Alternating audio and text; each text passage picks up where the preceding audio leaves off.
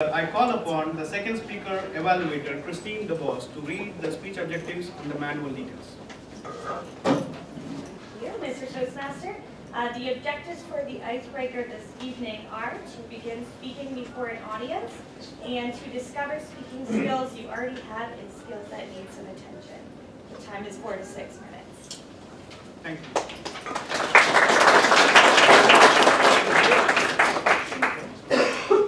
It's my honor to introduce our next speaker, Kwesi Millington. Kwesi Millington is a Toastmaster from 2014. He's an Advanced Communicator Silver and Advanced Leader Bronze in Toastmaster. Kwesi is a speaker, certified public speaking coach, and a confidence coach. Kwesi has won various awards at club level, area level, and division level in Toastmasters. Kwesi is also health coach and a nutrition expert. Let's welcome Kwesi Millington, the power of your past, Kwesi Millington.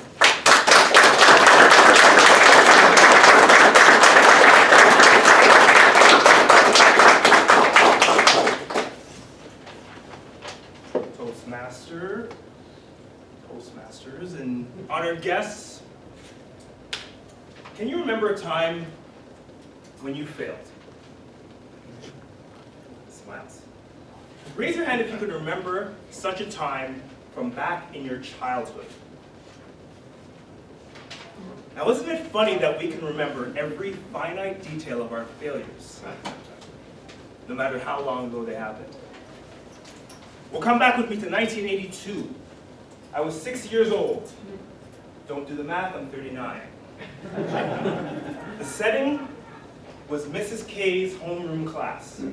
Tension was thick in the air because out of the room of 20 students, we were down to the final two for the yearly class spelling bee. The prize, a pack of coveted pencil crayons. Now in this corner we had Sweet Sarah. Now for those of you who don't know, there are two main types of student in every classroom. There are the leaders and the loafers. Leaders show up to class early. Loafers, late, if not on time. Leaders sit at the front of the classroom. Where do loafers sit? Raise your hand if you knew a leader in school. Raise your hand if you knew a loafer.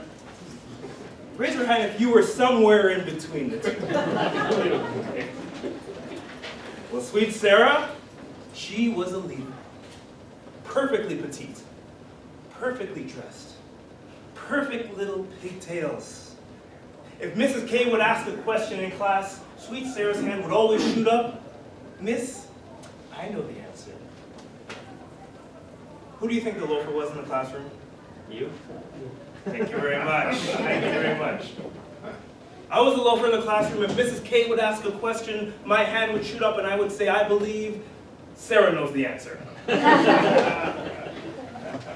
However, even though I was a loafer in school, there was one area where I excelled. I could spell. And today's final word was the word always. So I looked at Mrs. K, proud as a peacock, walked to the front of the class. Spell that word. Always. A-L-L-W-A-Y-S. Always. No? See the look on some of your faces match the 40 eyeballs that were staring at me as Mrs. K looked down from above her glasses and said, I'm sorry, Kwesi. Always is spelled A-L-W-A-Y-S. Sweet Sarah won the competition, and I was devastated. I was embarrassed. And have you ever heard the phrase about wanting to crawl back into a hole? Well, for years I did just that. In fact, for over 30 years I was handcuffed by my past. I fell victim to a voice, and you may have heard the voice before too. It's called the remember when voice. Have you ever wanted to do something and then you talked you out of it? Have you ever thought about your failures in the past, and it stopped you from reaching forward to the future? Well, that remember when voice was handcuffing me to the past. I would think about reaching forward, and that voice would say, Kwesi, remember when you messed up in that relationship? I would think about taking a chance, and that voice would say, Kwesi, remember when you got fired from that job? I would think about risking, and that voice would say, Kwesi, do you remember when you messed up that simple word in grade 1?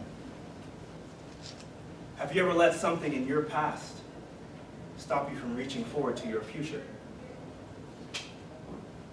The only reason that I can stand in front of you today, that why my past no longer has power over me, is because I listened to a man speak one day, and I'll never forget the words that he said.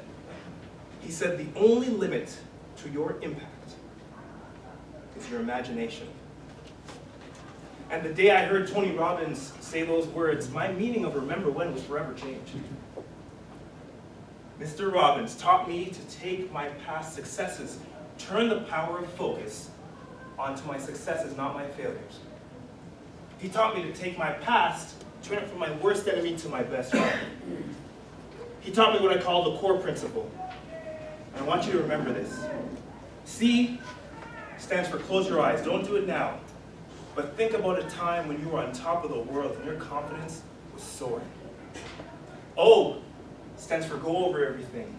Who was there and what was happening? R, and this is the important one, remember the feeling. How did you feel?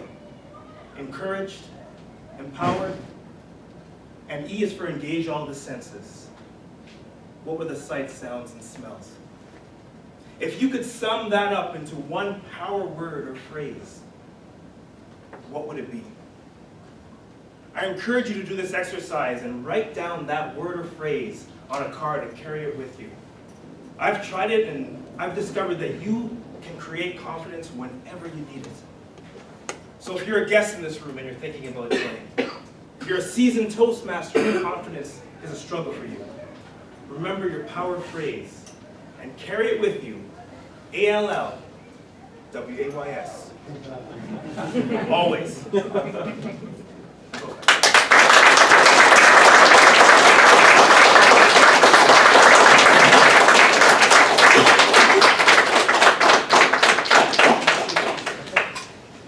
Thank you, Kwesi. Always, I will remember the spelling. ALL. Before I go to